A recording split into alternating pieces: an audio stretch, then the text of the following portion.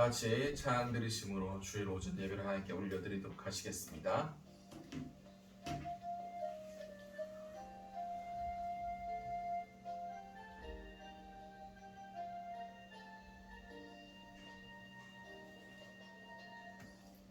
하늘의 문을 여소서, 이곳을 주목하소서. 주를 향한 노래가 꺼지지 않으니 하늘을 열고 보소서. 이곳에 임재하소서. 주님을 기다립니다. 기도의 향기가 하늘에 닿으니 주여 임재하여 주소서. 이곳에 오셔서 이곳에 앉으소서. 이곳에서 드리는 예배를 받으소서. 주님의 이름만이 오직 주의 이름만 이곳에 있습니다. 이곳에 오셔서 이곳에 앉으소서. 이곳에서 드리는 예배를 받으소서. 주님의 이름만이 오직 주의 이름만 이곳에 있습니다.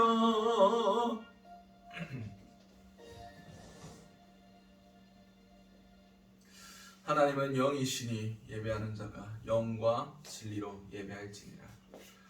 사랑하며 충만하신 하나님 아버지, 그 은혜를 너무나 감사드립니다. 오늘도 우리가 주님의 거룩한 날에 주님의 거룩한 이름을 찬양하고 예배하기 위하여 이 거룩한 곳에 모이게 하심을 너무나 감사드립니다. 주님, 우리가 오늘 이 시간 우리의 몸과 우리의 모든 심령을 세상 가운데서 구별하게 하시고 구분되신 하나님께 정말 우리의 모든 정결함과 영과 진리로 주님을 바라보며 주님을 높일 수 있게 도와주시옵소서. 이 모든 것들이 살아계신 우리 주 예수 그리스도의 이름으로 기도드렸습니다. 아멘. 사도신경으로 우리의 신앙을 하나님께 고백하도록 하겠습니다. 나는 전능하신 아버지 하나님 천지의 창조주를 믿습니다. 나는 그의 유일하신 아들 우리 주 예수 그리스도를 믿습니다. 그는 성령으로 잉태되어 동정녀 마리아에게서 나시고 본디오 빌라도에게 고난을 받아 십자가에 못 박혀 죽으시고 장사된 지 4일 만에 죽은 자 가운데서 다시 살아나셨으며 하늘에 오르시어 전능하신 하나님 아버지 우편에 앉아 계시다가 거기로부터 살아있는 자와 죽은 자를 심판하러 오십니다. 나는 성령을 믿으며 거룩한 공교회와 성도의 교제와 죄를 용서받는 것과 몸의 부활과 영생을 믿습니다. 아멘. 찬송가 263장 찬양 드리시겠습니다.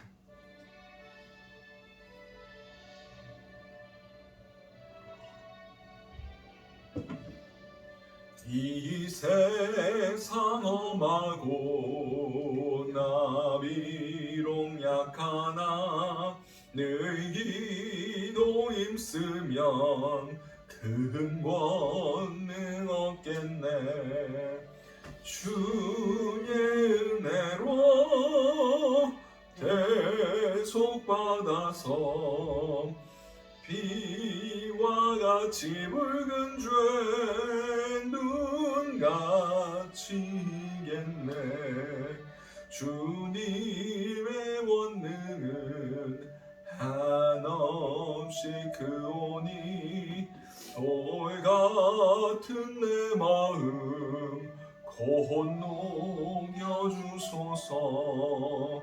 주의 은혜로 대속받아서 비와 같이 붉은 죄 눈 감치겠네. 내 마음이 약하여 늘 넘어지오니 주 예수 인주사 굳세게 하소서. 주의 은혜로 대속받아서 비와 같이 붉은 눈같이 이겠네. 죄사함 받은 후 새 사람 되어서 주 앞에 서는 날 늘 찬송하겠네. 주의 은혜로 대속받아서 비와 같이 붉은 죄 눈같이 이겠네.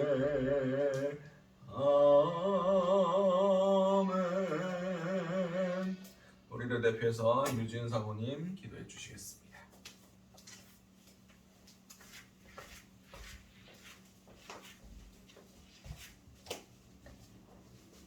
기도드리시겠습니다. 근신하라 깨어라 너희 대적 마귀가 우는 사자처럼 삼킬 자를 두루 찾느니라. 아멘. 하나님 감사합니다. 우리에게 말씀을 주심을 감사합니다. 아버지 주의 말씀은 내 발의 등이요 내 길의 빛이니이다 라고 말씀하셨는데 빛과 등을 바로 앞에 두고 우리는 말씀이 아닌 세상의 소리와 미디어의 소리와 사람의 소리만을 들으며 그 소리가 자신의 방향성인 줄 알고 그렇게 나아갑니다. 아버지 이 시간 회개합니다. 하나님 용서하여 주시옵소서. 하나님 지금은 마지막 때라고 주님께서 이 세상에 질병으로 전쟁으로 기근으로 모든 자연재해로 말씀하시는데 우리는 남의 일처럼 듣고 있음을 돌아봅니다. 아버지 회개합니다. 하나님 용서하여 주시옵소서. 하나님 우리가 날마다 주님 앞에 무릎으로 나아가길 원합니다. 하나님 우리가 날마다 부모에게 이야기하듯 영적인 아비에게 매일매일 나의 모든 것들을 주님께 어린아이처럼 얘기하며 하나님 앞으로 어떻게 해야 될까요? 하나님 이 징조는 어떤 것인가요? 하나님 지금은 어떻게 해야 되는 건가요? 하나님 이 상황을 통하여서 무엇을 말씀하시는지요? 주님 앞에 묻길 원합니다. 하나님이 우리의 아버지라고 하시는데 우리는 그 아버지를 두고 사단이 좋아하는 세상의 소리만을 듣고 있습니다. 하나님 우리가 기도하지 않음을 이 시간 회개합니다. 하나님 용서하여 주시옵소서. 하나님께서는 사랑하는 자에게 징계를 채찍을 허락하신다라고 하셨으니 주님이 이 마지막 때에 택하셔서 천국 문에 함께 입성하기를 원하는 그 모든 자들을 찾아가셔서 고난으로 환난으로 매맞음으로 아픔으로 그것이 아버지의 사랑의 징표라고 하셨사오니 그 좁은 문, 그 좁은 길을 주님과 함께 고난이 내게 유익이다라고 그 고백이 내 마음 깊은 곳에서부터 나와 주님을 예배하며 주님을 찬양하기를 원합니다. 하나님 생명수 교회에 모인 모든 자들이 내 몸에 유익한 것을 구하는 것은 그런 어리석은 자들이 되지 않게 하시고 내 영에 내 골수에 이 말씀이 이 좁은 문이 이 좁은 길이 이 고난이 이 환난이 감사함으로 기쁨으로 축복으로 생명이라고 고백할 수 있는 그런 생명수 교회 성도님들이 다 되길 원합니다. 주님 한 분 한 분 찾아가셔서 아버지의 그 음성으로 말씀하여 주시고 한 분 한 분 찾아가셔서 성령 하나님의 세미한 음성을 그들에게 알려주시옵소서. 주님, 오늘도 말씀을 듣습니다. 아버지, 이곳에서 이 강대상에서 듣든지 아니 듣든지 전하라라고 말씀하셨습니다.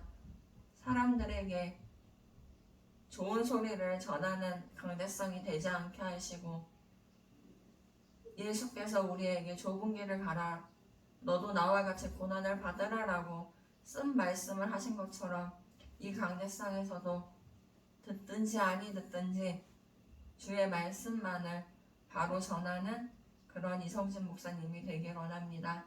주님, 두세 사람이 함께 합니다. 주여, 이 시간 영광 받아 주시옵소서. 예수님 이름으로 기도드렸습니다. 아멘.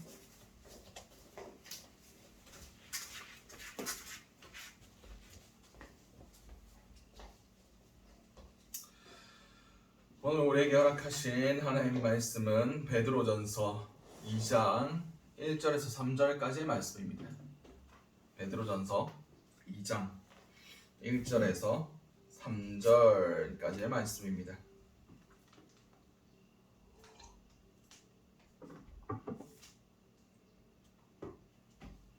저가지 성경으로는 구약 신약 378면이 됩니다. 우리 다 찾으신 줄 알고 베드로전서 2장 1절에서 3절까지의 말씀을 우리 한 목소리로 함께 합독하시도록 하시겠습니다. 그러므로 모든 악독과 모든 기만과 외식과 시기와 모든 비방하는 말을 버리고 갓난아기들 같이 순전하고 신령한 것을 사모하라. 이는 그로 말미암아 너희로 구원에 이르도록 자라게 하려 함이라. 너희가 주의 하심을 맛보았으면 그리하리라. 아멘.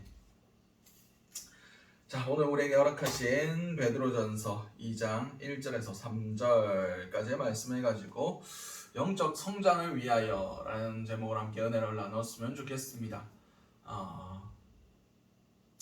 신약 용어 중에 피터팬 증후군이라고 있습니다. 피터팬 증후군. 여러분, 피터팬 동화 읽어보셨습니까? 갑자기 밤에 피터팬이 와가지고 애들을 데리고 네버랜드, 이상한 영원히 나이를 먹지 않고 영원히 어른이 되지 않는 거기에 가가지고 애들하고 놉니다. 그런 내용들이에요. 그건 내용은 별로 중요하지 않지만 피터팬 증후군이 뭐냐면 세월이 지나고 나이가 먹고 신체는 어른이 됐는데 정신만은, 그 마음만은 어린 아이에서 성장하지 않는 그런 상태를 피터팬 증후군이라고 얘기합니다. 그래서 사회적으로 사회 구성원으로서 책임을 져야 하는데 그런 책임도 회피하고 계속 어린아이처럼 타인에만 의존하며 살아가는 그런 사람들을 보고 피터팬 증후군이라고 이야기합니다. 오늘 본문에서 우리는 그렇게 자라가야 되는 모습을 추구해야 되고 그리스도의 장성한 분량에까지 이르러야 되지만 그러지 못하는 그런 상황에 대해서 오늘 우리의 삶에서 발견할 수 있는 것을 말씀드리고 싶습니다. 오늘 본문은 베드로전서입니다. 베드로전서는 주 64년경에 쓰여졌습니다. 베드로전서라고 되어 있으니까 저자가 누구겠습니까? 예수님의 수제자였던 베드로라고 볼 수 있습니다. 그리고 주 64년이 되게 의미 있는 숫자입니다. 왜냐? 이때부터 네로 황제의 본격적인 핍박이 시작됩니다. 이곳저곳에서 로마의 영향권 안에 있는 이곳저곳에 교회들에게서 핍박과 고난과 아픔의 소리들이 하나둘씩 생기기 시작하는 바로 그때에 적혀진 것이 베드로전서입니다. 그래서 베드로전서의 베드로전후서, 후서도 거의 비슷한 내용으로 적혀져 있습니다. 이것의 주된 내용이 뭐냐? 박해 가운데 있는 성도들에게 복음의 진리와 종말의 소망, 이 세상에 끝이 온다. 우리가 고난 받는 것이 영원하지 않다. 고난 외에 더 큰 소망, 영원한 천국이 있다. 라는 것을 일깨워주고 그리스도의 은혜와 구원의 교리를 다시금 확인시켜 줌으로써 고난받고 있는 성도들에게 힘과 용기, 그리고 그 고난을 돌파할 수 있을 만한 그런 새 힘을 불어넣기 위하여 쓰여진 서신이 바로 이 베드로 전서라고 말씀드릴 수 있습니다. 오늘 본문을 한번 처음부터 다시 보도록 하겠습니다. 1절 말씀입니다. 그러므로 모든 악독과 모든 기만과 외식과 시기와 모든 비방하는 말을 버리고. 아멘. 여기서 그러므로로 시작합니다. 그러면 우리는 이 그러므로가 어디에 걸리는지를 봐야 됩니다. 왜 우리가 이것들을 버려야 되느냐? 이것은 1장 23절에 걸려 있습니다. 23절에 뭐라고 기록되어 있느냐? 너희가 거듭난 것은 썩어질 씨로 된 것이 아니요 썩지 아니할 씨로 된 것이니 살아있고 항상 있는 하나님의 말씀으로 되었느니라. 아멘. 그렇습니다. 우리가 거듭났다 라는 전제를 가지고 그러므로로 들어온 겁니다. 우리가 무엇으로 거듭났습니까? 무엇으로 다시 태어났습니까? 육신으로 태어났습니까? 혈통으로 태어났습니까? 아니면 우리가 어떠한 가진 것으로 태어났습니까? 아닙니다. 영원하신 하나님의 말씀으로 거듭났다 라고 성경 기록하고 있습니다. 예수 그리스도를 통하여 태초에 말씀이 계시니라. 이 말씀이 곧 하나님이시니라. 요한복음 1장에 기록되어 있습니다. 결국 영원하신 말씀은 예수 그리스도를 통해서 우리가 거듭났다 라고 말씀하시는 거고, 그럼을 통해서 우리가 어떻게 살아가야 되느냐에 대해서 지금 말씀하고 계십니다. 자, 모든 악독의 뭡니까? 악한 의지입니다. 남을 자신의 이익을 위해서 남을 해치고 싶어하며 무자비한 마음, 그런 분노, 사단이 주는 그런 모든 감정들을 악독이라고 기록하고 있습니다. 그렇습니다. 우리도 인간관계 하면서 가끔씩 내가 이런 생각을 하다니라고 스스로가 깜짝 놀랄 만한 그런 파괴적인 생각들, 그런 잔혹한 생각들이 우리 마음속에 불쑥불쑥 드러나는 경우들이 있습니다. 사단이 한 번, 두 번 이렇게 계속 이런 자극들을 주다 보면 어느 순간 자기가 통제력을 잃어버리고 머릿속에 있던 것을 실제로 행하는 그런 경우들이 뉴스를 통해서 종종 일어나죠. 어떤 어린아이가 아니죠, 한 중학생쯤 되는 아이가 집에서 혼이 났답니다. 뭐 이유는 잘 모르겠지만 뭐 부모님들한테 가끔씩 우리 혼나지 않습니까? 근데 집에 방에 혼자 틀어박혀 있는데 갑자기 사단이 속삭였답니다. 야, 네 어디 가보면 도끼 한 자루 있을 거야. 자기는 거기 있는지도 몰랐답니다. 그래서 가보니까 진짜 있었답니다. 그리고 그거로 너를 핍박했던 사람들, 너를 괴롭혔던 사람들, 너희 부모님들 다 죽여버려. 그래서 범행을 저지르고 거기에 대해서 진술했답니다. 갑자기 목소리가 들렸다. 내가 어디 있는지도 모르는 도끼를 찾아가지고 가보니 진짜 있더라. 그리고 그걸 찾은 후에 그 목소리가 다 죽여버리라고 했다. 그래서 정신 차리고 보니 다 죽어있더라. 사단은 우리의 이런 분노들, 이런 충동적인 것들, 이런 것들을 자극합니다. 충동질합니다. 우리는 이런 것들에 대해서 컨트롤할 수 있어야 됩니다. 요새 되게 화두가 되는 이야기가, 그런 용어가 있죠. 분노 조절 장애. 자기의 분노를 컨트롤하지 못하고 막 운전하다가도 차에서 내려서 왜 내가 끼어들게 하려는데 안 끼워주냐 이러면서 막 폭력을 행사하려고 하고, 그런 일들이 비일비재하게 너무나 일상적으로 지금 우리 사회 가운데 일어나고 있습니다.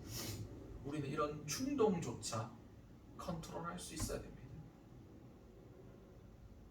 그것들이 우리 마음속에 들어올 수는 있습니다. 근데 그것들에 대해서 우리가 거부하고 몰아내야 되는 우리는 의무를 가지고 있습니다. 종교개혁자 루터는 이런 말을 했습니다. 새가 내 머리 위로 날아오는 것은 내가 어떻게 할 수가 없다. 그런데 내가 할 수 있는 것은 그 새가 내 머리 위에 둥지를 짓고 살지 않게 하는 것뿐이다. 그렇습니다. 악한 충동과 그런 모든 파괴적인 것들이 우리 가운데 일어나는 것은 우리가 어떻게 할 수가 없습니다. 사단이 계속해서 심어주니까 우리가 육신을 가지고 있는 이상 그것은 불가능합니다. 그런데 우리가 할 수 있는 것은 그것이 우리를 사로잡아 가지 아니하도록, 그것이 우리 가운데 머물지 아니하도록 예수 그리스도의 보혈로, 그리고 나의 결단으로 거룩하게 우리를 지키는 것밖에 할 수 없습니다. 두 번째로 뭘 버려야 된다고 얘기하고 있습니까? 기만입니다. 기만은 거짓 이라고 해석할 수 있습니다. 이것을 원어를 살펴보면 미끼로 끌어들인다 라는 단어에서 유래했습니다. 다시 말해서 내가 이익을 위해서 다른 사람들을 속이고 피해를 입힌다는 겁니다. 어제 개인적으로 가끔씩 보는 프로그램 중에 유퀴즈라고 유재석 씨와 조세호 씨가 나와가지고 막 사람들과 이야기하면서 퀴즈도 풀고 막 그런 것들이 있는데, 어제 그냥 보려고 본 것도 아니고 유진사모가 그 패드로 돌리다가 돈에 대한 주제에 대해서 얘기하다가 금융감독원의 보이스피싱을 전담하는 그런 사람이 나와서 이야기하는 걸 들었습니다. 그러니까 보이스피싱에 대한 피해를 보상해주고 그런 것들을 예방하는 것을 전문으로 하고 있는 그런 공무원이죠. 금융감독원에 그런 사람이 나와가지고 이야기하면서 여러 가지 사례들, 그 사람이 얘기하기에 기억이 남는 사건이 금융감독원 안에 은행이 하나 있답니다. 근데 그 보이스피싱 하는 사람이 금융감독원 안에 있는 은행으로 사람을 불러가지고 인출해라. 지금 금융감독원인데 당신의 계좌가 지금 어떻게 범죄에 악용되었다. 그러니까 거기에 있는 돈이 더 이상 악용되지 않도록 지금 내가 불러준 안전한 계좌로 넣어라. 이런 식으로 얘기를 했답니다. 금융감독원 안에 있는 은행에 가서 범행을 저질러라. 이렇게 얘기했대요. 그렇듯 그리고 금융감독원 그 피해 사례를 그 사람들이 계속 접하는데 정말 5명 중에 3명 정도는 극단적인 선택을 생각한다, 해봤다. 보이스피싱을 당하고 나서 정신적 충격과 상실감과 그런 것들을 때문에 극단적 선택을 생각해봤다 라고 얘기하는 사람도 많더라고요. 그렇습니다. 자신의 이익을 위해서 미끼로 끌어들인다. 미끼로 어떻게 끌어들입니까? 뭐 할 때 미끼로 끌어들여요? 낚시할 때 그러죠. 낚였다 막 이러죠. 이것을 하면 맛있을 것이다. 이것을 하면 너에게 이익이 될 것이다. 이것을 하면 너에게 유익할 것이다. 얘기하지만 결국 어떻게 됩니까? 끌려 나가는 거예요. 죄악에 빠지게 만드는 거예요. 죽음에 이르게 하는 겁니다. 이걸 제일 잘하는 존재가 누굽니까? 사단이죠. 선악과를 보고 저거 먹으면 너희가 하나님같이 될 거야. 지혜로워질 거야. 어마어마한 능력을 얻게 될 거야. 더 이상 너희가 하나님 시키는 대로만 사는 것이 아니라 너희가 주체적으로 판단하고 너희 인생을 자유롭게 살 수 있을 거야. 그렇게 하와를 미끼로 끌어들이죠. 결국 범죄케 만든 겁니다. 결국 사망에 이르게 한 겁니다. 그렇듯 이런 기만, 거짓, 사람들을 속이는 것, 이런 것들을 버리라고 말씀하고 계십니다. 그리고 또 무엇을 버려야 됩니까? 외식입니다. 외식은 뭡니까? 밥계 가서 밥 사 먹는 겁니까? 요새 사회적 거리두기가 풀려가지고 요새 식당들 잘 어두운 터널을 빠져나왔다 막 이렇게 얘기를 하고 있는데 지금 원자재 값이 너무 많이 올랐답니다. 지금 전쟁 때문에 그리고 가뭄 때문에 식용유 값도 오르고 밀가루 값도 오르고 그래가지고 지금 굉장히 어려운 상황 가운데 있답니다. 아마 전 세계적으로 지금 위기가 올 겁니다. 경제적으로. 이거는 나중에 이야기. 일단은 외식은 위선입니다. 배우가 가면을 쓰는 것이라고 표현되어 있습니다. 다시 말해서 내 속사람은 어찌하든지 사람들에게 좋은 평가를 얻기 위하여, 사람들에게 인기를 얻기 위하여 좋은 사람인 척, 거룩한 척 연기를 한다는 겁니다.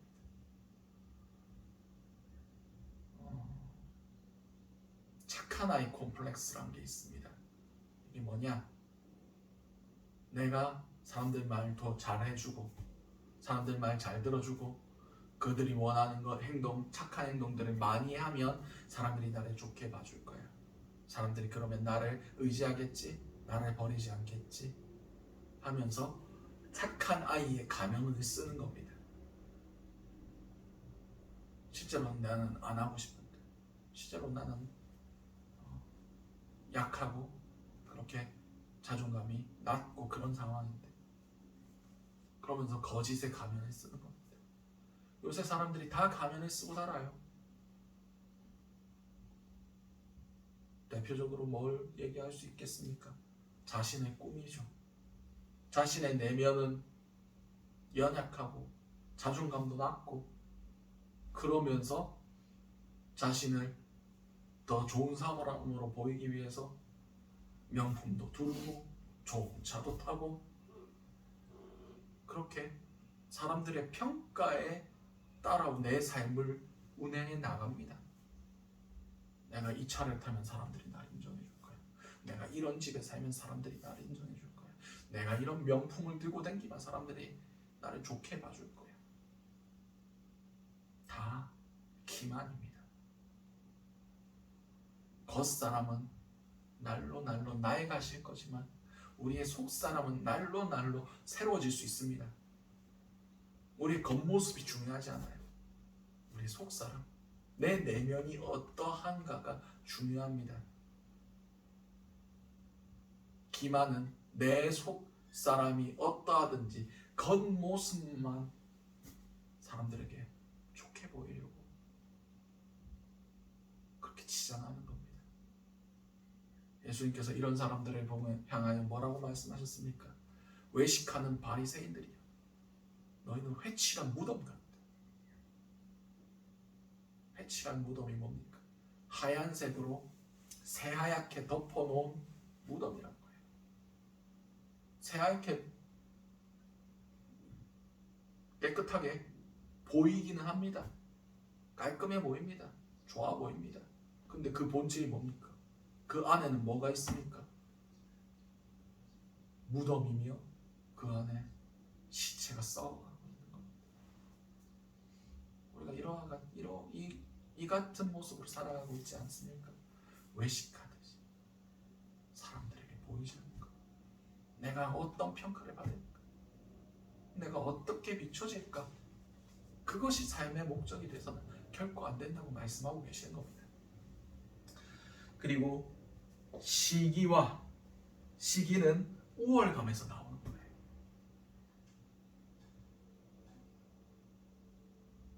내가 쟤보다 뭐가 못나서 어떤 사람은 합격하고 나는 떨어졌네. 내가 쟤보다 뭐가 못나서 난 떨어졌을까 하면서 그 사람들에 대해서 부정적인 생각을 가지고 타인을 비방하며 타인이 잘 되는 거를 못 보고 방해하는 겁니다. 외국인들이 이해 안 되는 한국 문화, 어떤 한국에서 오래 산 외국인에게 한번 물어봤답니다. 20년 이상 오래 산 사람한테 한국 사람들의 심리와 그런 느꼈던 문화 중에 이건 내가 지금도 이해가 안 된다 라고 하는 문화가 뭐냐고 물어봤더니 배 아픈 거래요. 우유를 먹어서 배가 아픈 게 아니라 우리말에 그 말이 있죠. 사촌이 땅을 사면 어떻게 한다? 배가 아프다. 왜 배가 아픈데? 남이 잘 되는 게 나의 고통, 왜 나의 고통이 돼야 되는 건데? 나는 남이고 나는 난데 왜 타인이 잘 되는 것에 내가 고통스러워해야 되는데? 라고 얘기했답니다. 원래 서양 사람들은 좀 개인주의 성향이 있어가지고 남이 잘 되든 뭐든 내가 할 길만 가면 된다라는 사고가 있긴 한데 우리는 이런 시기 같은 것에 좀 약한 것 같습니다. 사촌이 잘 되면 배가 아프다. 나 같은 동기가 같이 회사에 들어왔는데 그 사람은 승진하는데 난 그대로 있다. 그럼 배가 아프죠. 그 사람에 대해서 미움이 싹 트죠. 이게 시기의 마음입니다. 막 그냥 겉으로는 막 축하한다 얘기하지만 속으로는 끙끙 앓습니다. 이런 마음들을 버려야 된다는 겁니다. 그냥 그 사람이 잘된 것에 대해서 기뻐하고 축복해주면 되는데 우리는 그러지 못합니다. 누가 차를 바꿨다더라. 교회 안에서도 이런 문제 있습니다. 누가 요새 사업이 잘 된다더라. 누가 누구의 자녀가 이번에 어디 갔다더라. 이런 걸로 높아짐과 낮아짐이 왔다 갔다 합니다. 교회 안에서도 있는 문제예요. 이런 것을 버리라고 말씀하고 계십니다. 그리고 비방하는 모든 말, 이것을 버리라고 얘기합니다. 이것은 중상모략하는 행위예요. 사단의 이름이 뭔지 아십니까? 구약에는 그냥 사단이라고 적혀 있지만 신약에는 디아블로스라고 기록되어 있습니다. 디아 뭐뭐뭐 사이에, 블로스 던지다, 사이에 나누는 자, 분열시키는 자, 중상모략하는 자, 이것이 사단의 이름입니다. 사단의 정체성이에요. 분열시켜버리는, 하나님과 우리를 분열시켜버리고 인간 사이에 분열시켜버리고 교회 사이에도 분열시켜버리고 나뉘게 만드는 것. 이렇게 중상모략하고 있지도 않은 일에 대해서 막 험담을 쏟아내고, 요새는 인터넷이라는 익명성 때문에 있지도 않은 일에 대해서 특히 연예인들, 유명인들에 대해서 글을 씁니다. 실제로 있지도 않은 일을 있는 일처럼. 얼마 전에 저도 한번 실제인 줄 알았는데 아니었어요. 뭔 사건이 있었느냐? 아웃백 아십니까? 아웃백이라고 스테이크하우스, 개인적으로 좋아합니다. 근데 요새는 자주 못 갔지만 그게 다른 회사로 인수됐어요. 아마 BBQ인가? 그 회사로 인수됐답니다. 근데 그쪽에서 지금까지 아웃백에서 만드던 양식들을 다 바꿔라. 어느 방식으로? 돈 작게 드는 방식으로. 코스트, 그러니까 그 음식 하나를 만드는데 드는 비용이 조금 드는 방식으로 다 바꿔라 해가지고 품질이 전부 다 다운그레이드 됐다 라는 소문을 누군가가 퍼뜨렸어요. 그리고 그 증거다 하면서 그냥 마트에서 파는 인스턴트 레트로 식품들을 아웃백에서 만들어낸 것이다 이러면서 하나하나 사진을 찍어서 올렸습니다. 그게 일파만파 파장이 퍼지고 아웃백 매장에도 타격이 갈 정도로 그게 유명하고 소문이 많이 났어요. 근데 그것을 조사를 해가지고 그 최초 유포자를 잡아내니까 취준생이 악의적으로 그 글을 다 적은 거예요. 왜 그랬냐 하니까 그냥 취업도 안 되고 그냥 열받아서 스트레스 받아서 그렇게 했다 라고 진술했답니다. 자기는 그냥 적은 거래지만 거기에 대해서 피해받는 사람들이 있고 아픔을 당하는 사람들이 있다는 겁니다. 우리 사이에도 이런 일 없습니까? 누가 잘 된다 이러면 야, 저 이상한 방법으로 돈 벌었을 거다.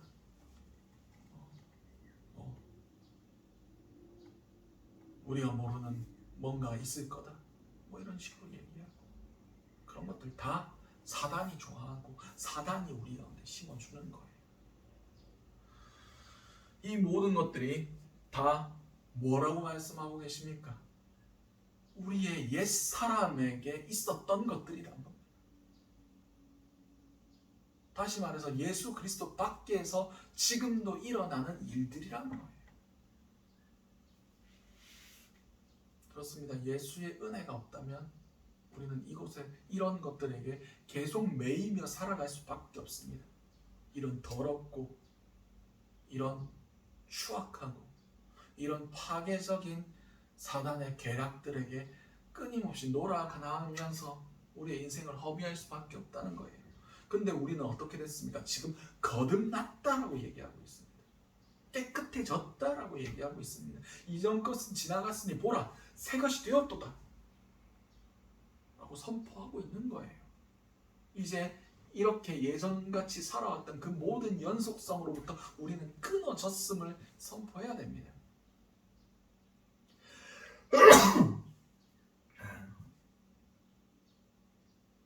그렇습니다. 우리가 지금까지 이러한 것들을 우리가 받아들이고 이러한 것들에게 우리 삶의 원동력을 얻고 이런 것들을 우리의 삶이 이끌어 갔을 때 영적 성장은 있을 수 없다는 겁니다.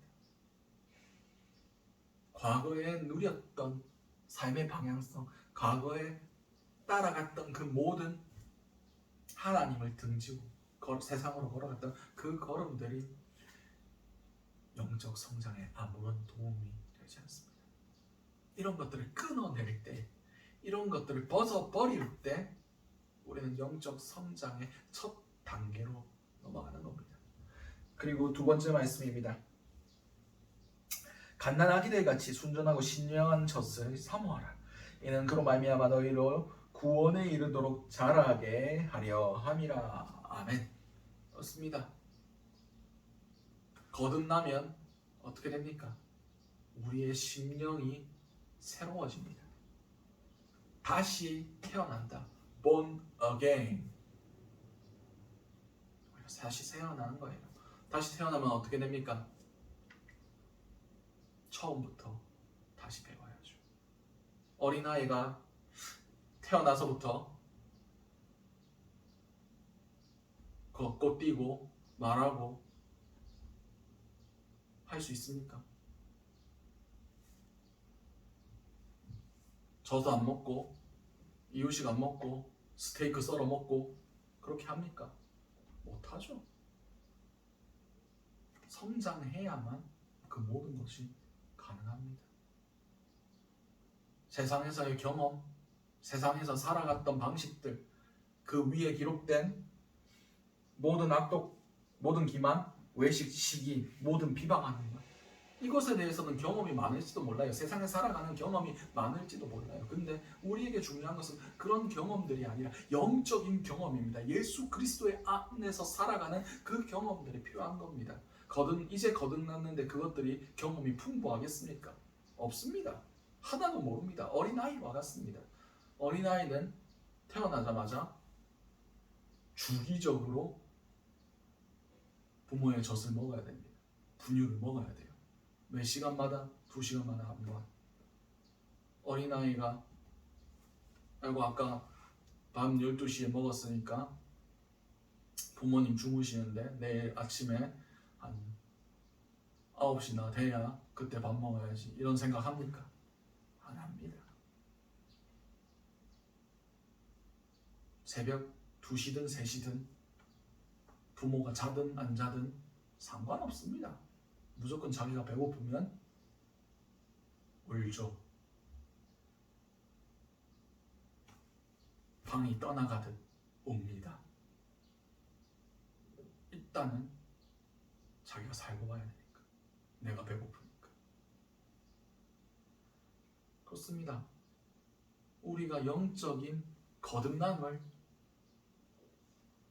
얻었으면 우리도 그러해야 된다는 겁니다. 갓난아이가 영적인 젖, 이 순전하고 신령한 젖, 영적이고 순수한 젖, 이것이 무엇입니까? 진리의 말씀입니다. 진리의 말씀을 듣는 것으로 어떻게 됩니까? 구원에까지 자라난다 라고 말씀하고 계십니다. 여러분들에게 물어보고 싶습니다. 여러분, 영적으로 성장 다 했습니까? 구원에 들어갈 만큼 자신 있습니까? 일단 살고 봐야죠. 체면이 뭐든, 우리가 지위가 어떻든, 내 신앙의 연수가 어떻든 그거 아무런 상관없습니다. 피터 벤 증후군 말씀드렸죠. 내 신앙의 연수가 얼만데, 내 나이가 교회에서 직분이 뭔데, 내가 교회에 봉사한 게 얼마고 헌금 드린 게 얼만데, 아무 상관없어요.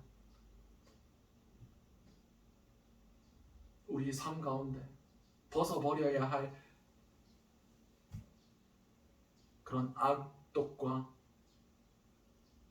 기만과 외식과 시기와 비방, 이것이 덕지덕지 붙어서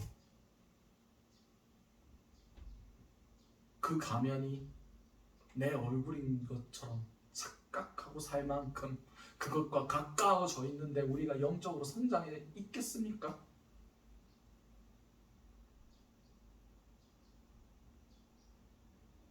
사람들은 인정해 줄 수 있어요. 야, 저 사람 헌금 많이 내는 거 보니까 신앙이 좋은가 보다. 야, 저 사람 교회 봉사 열심히 하니까 믿음으로 성숙해 있는 것 같다. 근데 하나님은 안 속습니다. 하나님은 거기에 속지 않습니다. 예수님께서도 뭐라 말씀하셨습니까? 주님 다시 오셨을 때, 주님 내가 주의 이름으로 귀신도 쫓고 병든 자도 고치고 다 했습니다. 모든 권능들 다 행했습니다. 예수님께서 뭐라 말씀하십니까? 내가 너희를 도무지 알지 못한다. 불법을 행하는 자들아 내게서 떠나가라. 불법이 뭡니까? 하나님의 법이 아닌 것을 따르는 자들이에요. 앞에 기록된 거듭나기 전의 삶의 양식과 동일하게 살아가는 자들이에요.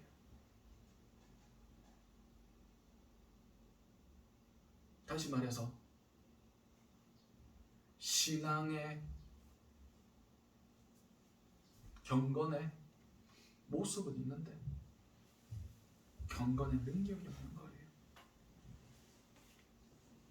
신앙생활은 하는데 우리의 영이 아직 갓난아기, 거기서 한치도 자라지 않아요. 구원에까지 자라나지 못한 그런 피터팬 증후군에 걸려있는 사람들입니다. 첫 번째로 중요한 것은 끊어내는 거예요.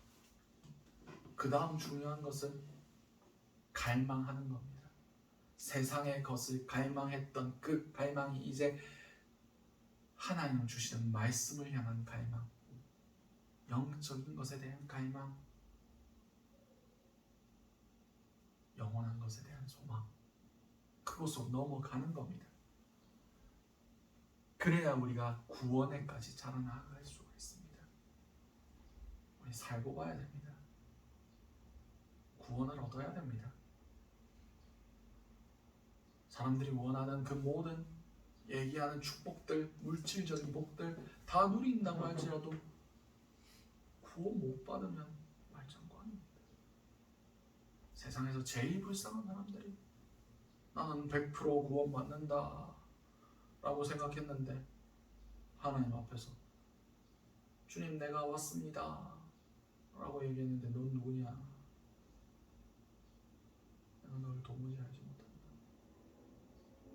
그렇게 지옥 가는 사람들, 그 사람들이 제일 불쌍한 사람들.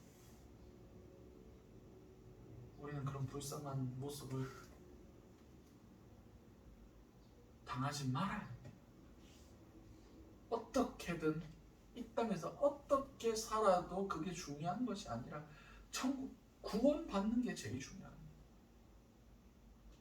거지 나사로 같이 그냥 거지같이 살아도 천국 들어가면 됩니다. 중요한 것은 우리의 마지막이 어떤가 합니다. 영원한 처소가 우리가 어디에 있느냐, 그것이 중요합니다. 영주할 처소가 천국에 있어야지, 영주할 우리에게 예비된 영주할 처소가 지옥에 있다. 그만큼 비극적인 게 어디 있습니까? 그만큼 소망 없는 사건이 어디 있습니까? 그러나 아직 결정되지 않았습니다. 땅 가운데 우리가 어떤 결단해가지고 어떤 끊어냄을 가지고 어떤 것을 사모하며 살아가느냐, 이것에 따라 달린 겁니다.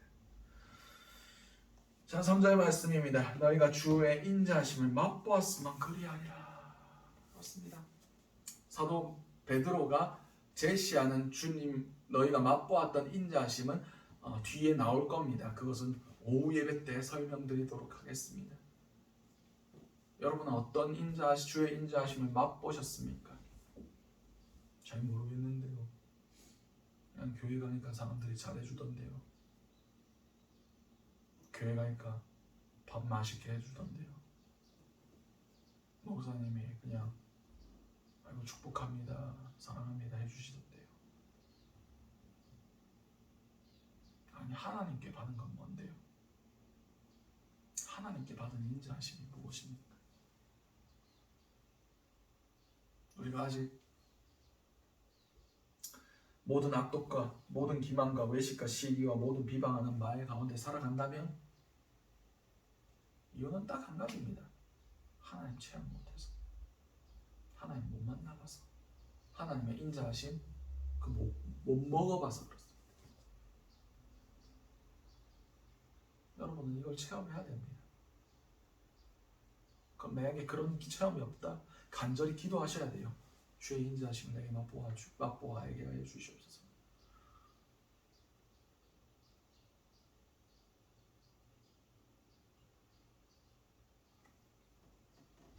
이것이 돼야만 세상의 것들을 더 이상 우리가 먹지 않을 수 있습니다. 세상의 것들을 우리가 추구하지 않을 수 있습니다. 개인적으로 저희 집에서 원두를 갈아가지고 여러 개를 조합해서 모카포트라는 기계가 있어요. 그게 보일러에 물을 넣고 끓여서 그 증기로 에스프레소와 아메리카노의 중간쯤 되는 그런 커피가 원액이 추출이 됩니다. 근데 개인적으로 제가 조합을 좀 잘해요. 굉장히 생각보다 맛있습니다. 어느 정도냐? 엔간한 1,500원짜리보다는 맛있습니다. 그리고 가끔 가다가 굉장히 비싸게 받아먹는 커피 전문점 뷰 좋고 그 한 6천 얼마짜리 하는 그런 것들보다 가끔씩은 걔들보다 맛있어요. 걔들이 맛이 없는 데가 들어있거든요.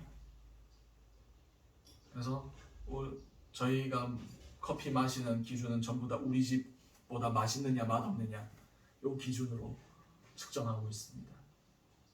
그냥 제가 만든 커피를 저희 교회 오시면 대접해 드리도록 하겠습니다.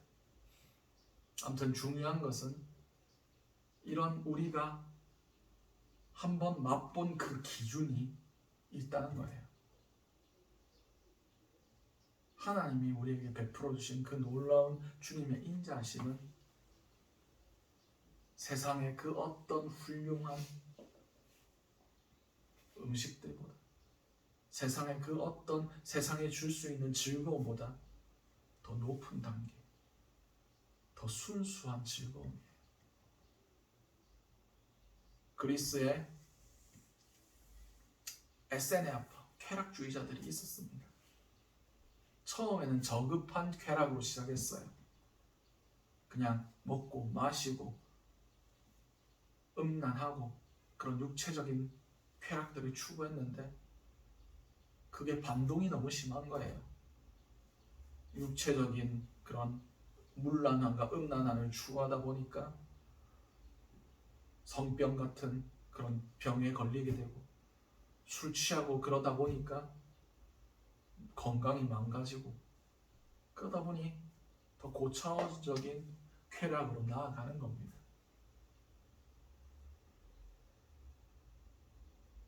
우리도 그러합니다. 주님 주시는 그 즐거움, 주님의 주시는 그 인자함을 맛보면 우리의 맛의 기준이 높아집니다. 우리의 즐거움의 기준이 높아져요. 그 세상이 주는 잠시 잠깐의 그 말초적인 순간 좋다가 다시 기분 나빠지고 그런 것들에 대해서 이것보다 더 영원한 기쁨이 있다. 이거보다 더 큰 즐거움이 있다. 라는 걸 알면 그 저급한 즐거움에 우리 마음을 뺏기지 않는 겁니다. 여러분은 이 즐거움을 맛보셔야 됩니다. 그래야 세상 것들을 끊어낼 수 있고 그래야 신령한 젖을 사모할 수 있어요. 반드시 기도하셔야 됩니다. 주님, 내가 신령한 즐거움을 맛볼 수 있게 해주시옵소서. 세상을 끊어낼 만한 세상보다 더 크고 값진 것을 추구할 수 있도록 주의 선하심과 주의 인자하심을 맛보아야 하여 주시옵소서. 그리고 그럼을 통해서 세상의 것들을 아무렇지도 않게 버릴 수 있게 해주십시오. 이것을 체험한 사람이 누굽니까? 사도 바울 아닙니까? 내가 예전에 자랑했던 것, 내가 추구했던 그 모든 것들을 예수 그리스도 안에서 전부 다 배설물같이 똥같이 여긴다. 왜냐? 내 안에 그리스도를 아는 지식이 가장 고상하기 때문이다. 예수를 아는 그 즐거움, 그것에 비하면 세상에 내가 추구했던 그 모든 것들은 다 쓰레기였다. 다 의미 없었다. 다 배설물이었다. 그렇게 고백할 수 있는 겁니다. 우리가 그 모든 것들을 맛보아 알아야 됩니다. 기독교는 체험의 종교입니다. 우리가 경험해야 됩니다. 인간이 주는 그 잠시 잠깐의 위로, 사람은 얼마든지 돌아서서 등에 칼 꽂을 수 있습니다. 뒤통수 칠 수 있습니다. 그런데 하나님은 신실하십니다. 하나님 주시는 위로하심을 받기를 원합니다. 하나님의 주시는 그 따뜻한 사랑을 체험하시기 바랍니다. 예수 그리스도의 십자가를 경험하시기 바랍니다. 그러면 우리도 예수님처럼 예수님 닮아가고 싶어서 내 십자가를 지고 주님 따를 수 있습니다. 왜 못 따릅니까? 아직 예수 그리스도의 십자가를 체험하지 못했으니까. 아직 내 목숨이 중요하고 내가 피해 안 받는 게 중요하고 내가 잘 사는 게 중요하니까. 그게 내가 체험한 예수보다 아직 더 크니까 그런 겁니다. 날마다 주님을 더욱 체험하시기 바랍니다. 날마다 세상보다 더 크게 주님을 갈망하시기 바랍니다. 그래야 우리가 구원에까지 자라나갑니다. 이제 말씀을 맺겠습니다. 여러분 진짜 하나님 만나셨습니까? 주의 선하심을 맛보아 아십니까? 그렇다면 세상 사람들처럼 사지 마십시오. 거듭나기 전의 모습과 완전히 달라진 삶을 살아가십시오. 그리고 구원에 이르도록 주님의 말씀에 대한 갈망함을 가지십시오. 그것이 여러분을 살릴 겁니다. 그것이 여러분을 구원에까지 이르게 해줄 겁니다. 바로 얻기는 우리 생명수교의 모든 성도들이 구원에까지 이룰 수 있는 귀한 은혜가 있으시길 간절히 소망합니다. 기도하겠습니다. 사랑과 충만하신 아버지 그대를 너무나 감사드립니다. 주님, 주의 인자하심을 맛보았으면 그리하리라. 아멘. 주여, 우리가 세상의 것들을 아직 끊어내지 못합니다. 아직 주님의 말씀에 대한 갈망함이 우리 가운데 생기지 않습니다. 주님, 주의 인자하심을 우리가 맛보아 알므로 우리가 추구했던 세상의 것들이 다 해로 여겨지는 은혜가 있게 하시고 주님을 향한 뜨거운 갈망함, 주님의 말씀을 향한 타는 듯한 목마름이 우리 가운데 있게 하심을 통하여 우리가 구원에까지 자라나갈 수 있는 그런 자들이 될 수 있게 도와주시옵소서. 이 모든 것들이 살아계신 우리 주 예수 그리스도로 기도드렸습니다. 아멘. 찬송가 289장 찬양 드리심으로 준비하신 예물을 하나님께 올려드리도록 하시겠습니다.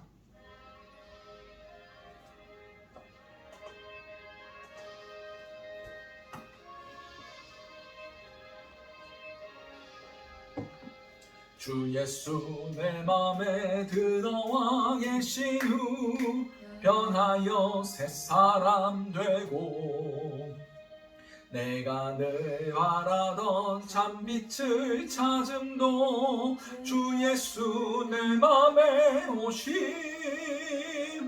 주 예수 내 맘에 오심 주 예수 내 맘에 오심 물밀듯 내 맘에 기쁨이 넘치는 주 예수 내 맘에 오심 주 예수 내 맘에 들어와 계신 후 만연된 행실을 끊고 머리털보다도 더 많던 내 죄가 눈보다 더 희어졌네 주 예수 내 맘에 오심 주 예수 내 맘에 오심 물밀듯 내 맘에 기쁨이 넘치는 주 예수 내 맘에 오심 내 맘에 소망을 든든히 가짐은 주 예수 내 맘에 오심 의심의 구름이 사라져버림도 주 예수 내 맘에 오심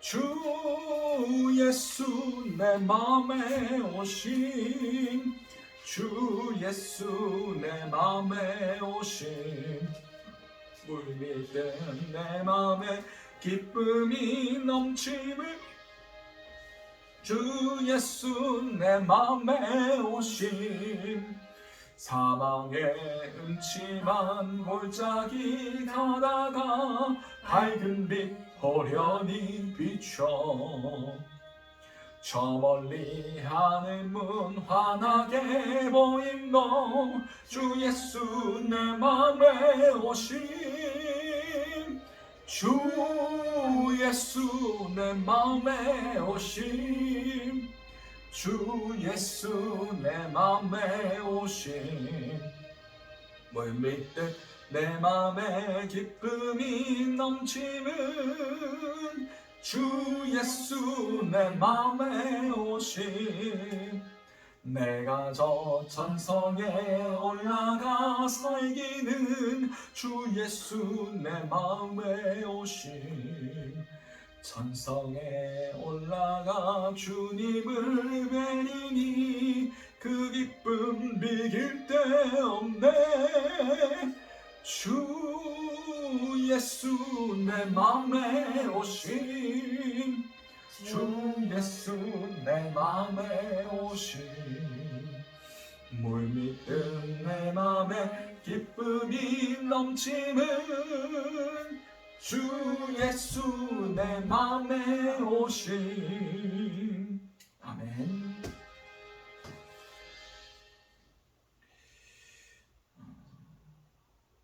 생명수교회 우리 헌금 이성진 유지은 산모 감사헌금 함께 드리셨습니다. 우리 이수연 차영종 차율 가정 감사헌금 11조헌금 함께 드리셨습니다. 우리 드려진 헌금 위해서 제가 잠시 기도하도록 하겠습니다. 사랑과 은혜가 충만하신 아버지의 은혜를 너무나 감사드립니다. 주님 우리에게 귀한 예물 드릴 수 있는 마음 허락해 주심을 너무나 감사드립니다. 아버지 우리의 모든 것의 주인이 주님이심을 고백하며 이 예물을 올려드립니다. 주님 우리의 삶 가운데 주님의 뜻이 이루어질 수 있도록 우리 모든 필요와 우리 모든 생활의 염려들 주님께서 거두어가 주시고 온전히 기쁨 안에서 주의 일을 행할 수 있는 그런 복된 주님의 성도들 주님의 자녀들 될 수 있게 도와주시옵소서. 이 모든 것들 살아계신 우리 주 예수 그리스도 이름으로 기도드렸습니다. 아멘. 광고 말씀 전해드리도록 하겠습니다. 이제 5월도 다가갑니다. 다음 주 5월 마지막 주입니다. 그리고 이제 6월 첫 주, 6월 5일 주일은 성령 강림 주일입니다. 오순절. 이제 우리가 성령을 받지 않고서는 신앙생활 시작되지 않습니다. 성령 밖에 있는 모든 행위는 다 의미 없습니다. 예수 그리스도의 보혈로 깨끗함을 받았고 그 후에 주님께서 가장 주고 싶어 하시는 가장 좋은 것이 바로 성령 하나님이십니다. 이것이 가능해야 우리가 주님의 성전으로 세워져 나아가는 겁니다. 아직 성령 받지 못하셨다, 내 안에 성령이 계시다라는 확신이 없다, 기도 준비하시기 바랍니다. 오순절 마가의 다락방에 언제 성령이 임했습니까? 오로지 기도에 힘쓸 때, 열심히 기도할 때, 기도 외에 다른 것에 마음을 빼앗기지 아니할 때, 그때 성령이 임했습니다. 얼마 남지 않은 성령 강림 주일 우리가 기도함으로 준비할 수 있는 자 여러분 되시기 바랍니다. 이제 축도로 예배를 마무리하도록 하겠습니다. 기도하시겠습니다. 사랑하나 충만하신 아버지 은혜를 너무나 감사드립니다. 오늘도 부족한 입술로 주님의 거룩하신 진리를 전하게 하심을 너무나 감사드립니다. 이 선포됐던 모든 진리의 말씀들 하나도 땅에 떨어지지 않게 하시고 모든 마음밭에 잘 심겨지게 하시고 자라나게 하시고 열매 맺음으로 주님의 기쁨이 충만하게 하시고 주님의 기뻐하시는 모습 가운데 우리의 10년 동안 기뻐할 수 있게 도와주시옵소서. 지금은 예수 그리스도의 은혜와 하나님의 사랑하심과 성령님의 감화감동 교통하심의 역사가 어린아이처럼 신령한 젖을 사모하기 위하여 주님의 선하심을 맛보아 알기로 결단하는 모든 주님의 자녀들 머리 위에 지금부터 영원토록 함께 하시기를 간절히 축원드리옵나이다.